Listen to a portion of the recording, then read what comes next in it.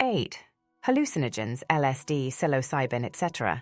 Usage percentage, hallucinogen use varies, and these substances are less commonly used compared to some other drugs. Stimulant or depressant, hallucinogens are often considered a separate category, as they primarily induce hallucinatory and perceptual effects. Accessibility.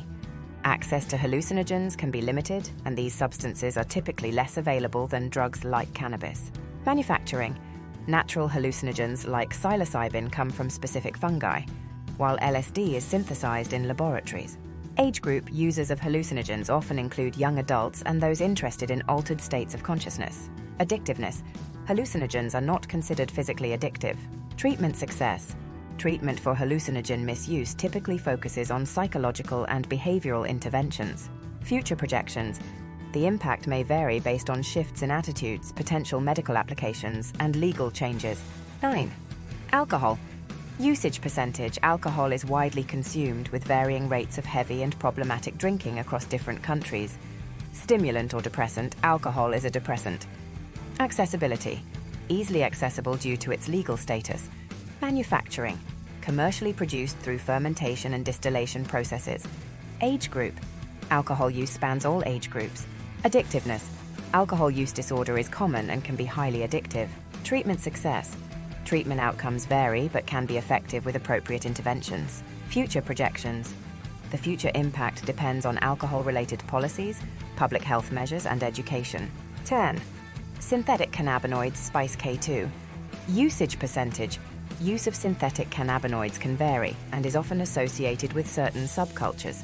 Stimulant or depressant, synthetic cannabinoids may have varying effects, but many are depressants. Accessibility.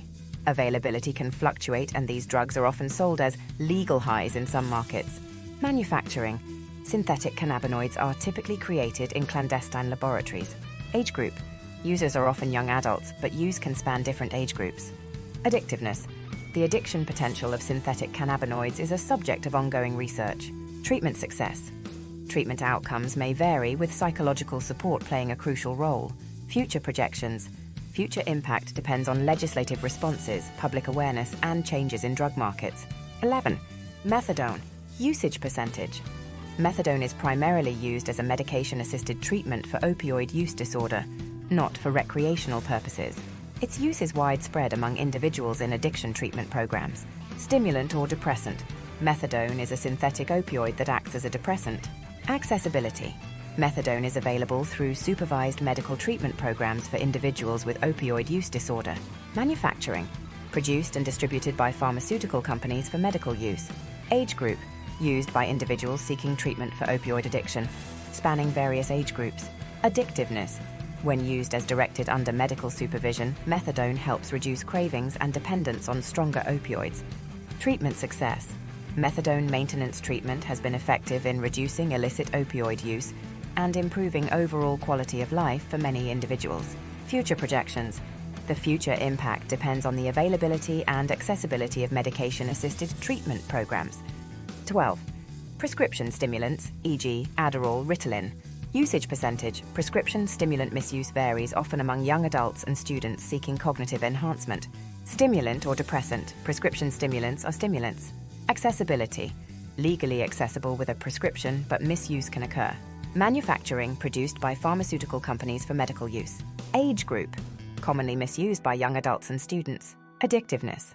Misuse can lead to dependence, but it is less common than with some other substances. Treatment success. Treatment outcomes can be positive with behavioral interventions. Future projections. The future impact may depend on prescribing practices and educational efforts. 13. Inhalants. Usage percentage. Inhalant misuse varies but is generally lower compared to other substances. Stimulant or depressant. Inhalants are often depressants, but effects can vary by substance. Accessibility. Inhalants are easily accessible as they include common household products. Manufacturing. Inhalants do not require manufacturing. They are abused by inhaling fumes from certain products.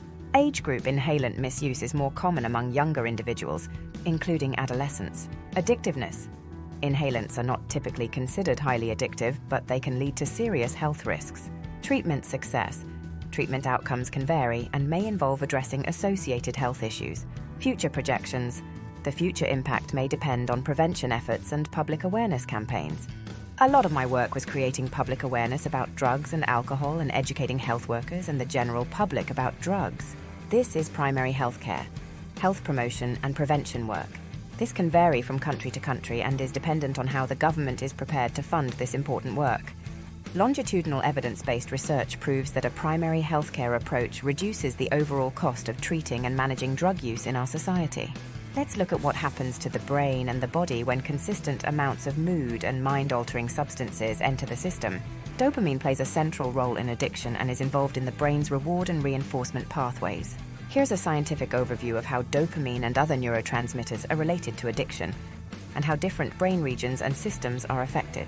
Dopamine is a neurotransmitter that functions as a chemical messenger in the brain. It is released in response to pleasurable experiences or rewards. In addiction, the brain's reward system is hijacked. When drugs or certain behaviors, e.g. gambling, trigger a release of dopamine, it creates a powerful sense of pleasure and reinforces the desire to repeat the behavior.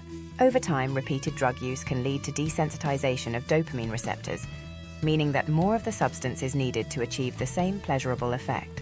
This is a key aspect of drug tolerance.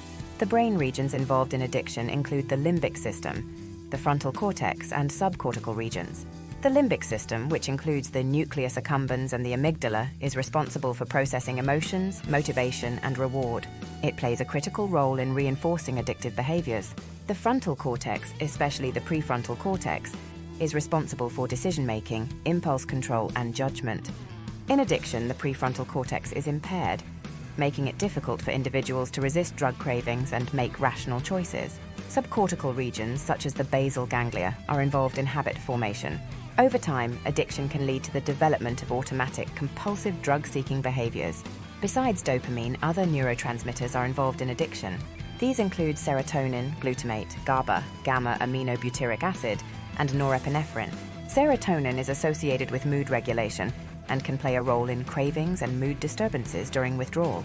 Glutamate is an excitatory neurotransmitter that is involved in learning and memory. It plays a role in the formation of drug-related memories. GABA is an inhibitory neurotransmitter that counterbalances the effects of excitatory neurotransmitters. Chronic drug use can lead to imbalances in the GABA system. Norepinephrine is involved in arousal and stress responses and can contribute to drug cravings and withdrawal symptoms. In addiction, the communication between neurons, nerve cells, is disrupted.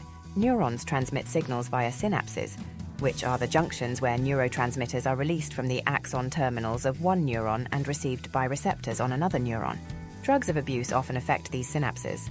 For example, opioids can bind to opioid receptors on the presynaptic neuron, reducing the release of neurotransmitters like dopamine.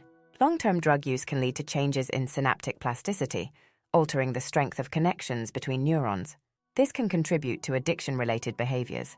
Overall, addiction is a complex neurobiological process involving multiple neurotransmitters, brain regions, and neural circuits. The interplay of these factors contributes to the development and persistence of addictive behaviors. Effective addiction treatments often target these neural pathways to help individuals recover and regain control over their lives. So, in layman's terms, it's a bit like this. Let me give you an example. Imagine your brain is like a super fun playground, and there's a special messenger called dopamine that makes you feel happy when you do something exciting, like winning a game.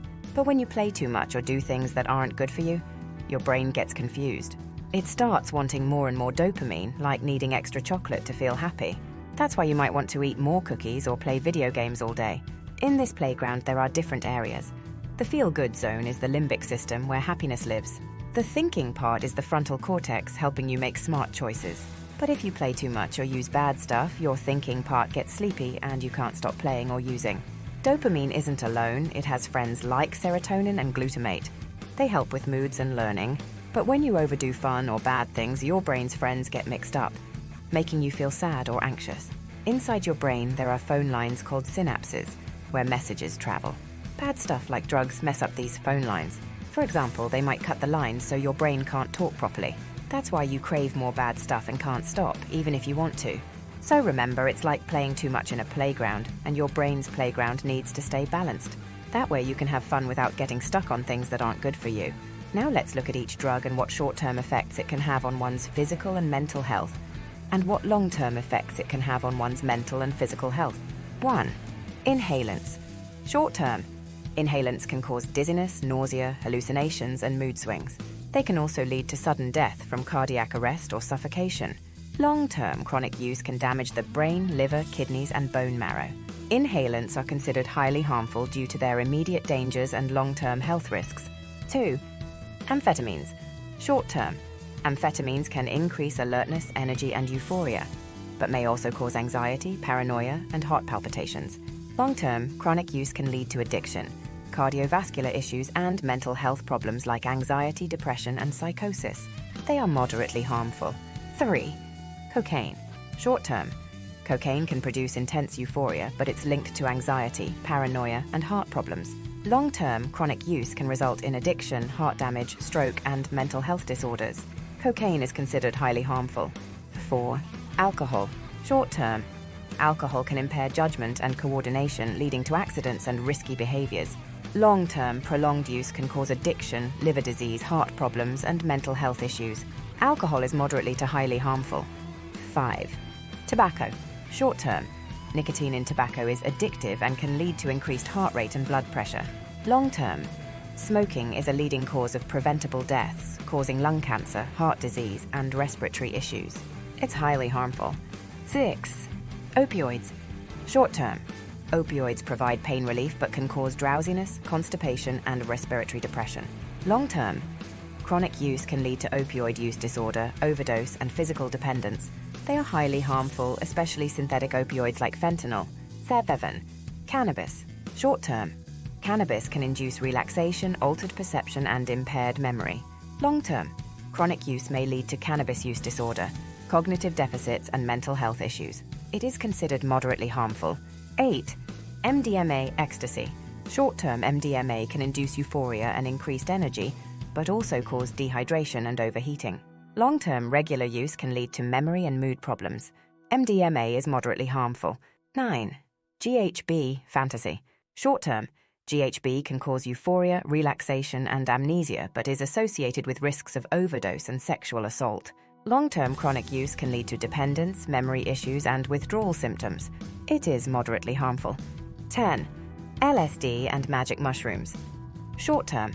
These hallucinogens can induce altered perception and intense sensory experiences. Long-term, they are not associated with physical dependence, but misuse can lead to psychological distress. They are considered less harmful. It's essential to understand that individual responses to drugs vary. Harm levels can also change with factors like purity, mode of administration, and concurrent use of multiple substances. The degree of harm is a general assessment and may not apply to all individuals or situations. This is a very generic overview, and I will go into much more detail in my future videos. An example of this is as follows. In my experience, the long-term effects of alcohol are more researched and prevalent in the health system. This is because it is so widely used and has been around for a very long time. I found in the health system that alcohol-related illnesses were very prevalent because it is ingested and it permeates every cell in the body, leading to all sorts of physical health problems. Let's talk about some of the latest cutting-edge treatments for people with addictions. 1. Medication-assisted treatment, MAT. MAT combines medications with counseling and therapy to address substance use disorders. Some medications, such as buprenorphine, naloxone, Suboxone, and extended-release naltrexone, Vivitrol, have become more widely used. A new drug that is used is modafinil. This has been trialed for helping clients who have ceased amphetamine use, helping clients have some of the positive effects of feeling alert, awake, motivated without the chronic negative effects of lethargy, depressed mood, always wanting to sleep and withdraw.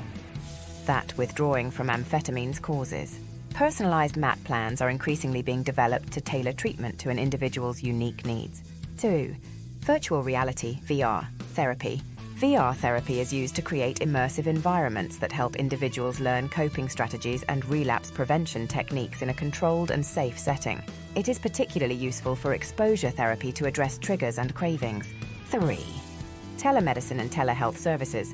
Telehealth has become more prominent, especially in remote or underserved areas, providing access to addiction treatment and counseling via video conferencing. It enhances accessibility and reduces barriers to receiving care. 4. Precision medicine. Precision medicine aims to tailor addiction treatment based on an individual's genetic, neurological, and psychological factors. This personalized approach can optimize treatment outcomes. Genetic testing is used to identify specific gene variants that may impact an individual's response to certain medications. 5. Mindfulness and mind-body therapies. Mindfulness practices, such as mindfulness-based relapse prevention, MBRP, are increasingly incorporated into addiction treatment to help individuals manage cravings and stress. Yoga, meditation, and other mind-body therapies are integrated into treatment to promote overall well-being. 6. Brain stimulation techniques. Non-invasive brain stimulation methods like transcranial magnetic stimulation, TMS, and transcranial direct current stimulation, TDCS, are being studied for their potential in reducing cravings and improving cognitive function in addiction recovery. 7. Recovery apps and digital tools. Mobile apps and digital tools offer real-time support and resources for individuals in recovery. They may include medication reminders, mood tracking, and access to support networks. 8. Peer recovery support. Peer recovery support programs, where individuals with lived experience assist others in recovery, have gained recognition and are being integrated into treatment plans. 9. Comprehensive aftercare planning. The transition from treatment to long-term recovery is being emphasized with more comprehensive aftercare planning, including ongoing therapy, support groups, and relapse prevention strategies. 10. Research on psychedelic-assisted therapy. Emerging research on psychedelics like psilocybin, found in certain mushrooms, and MDMA for the treatment of addiction, particularly in the context of therapy, has generated interest. These substances are being investigated for their potential to address the underlying psychological factors contributing to addiction.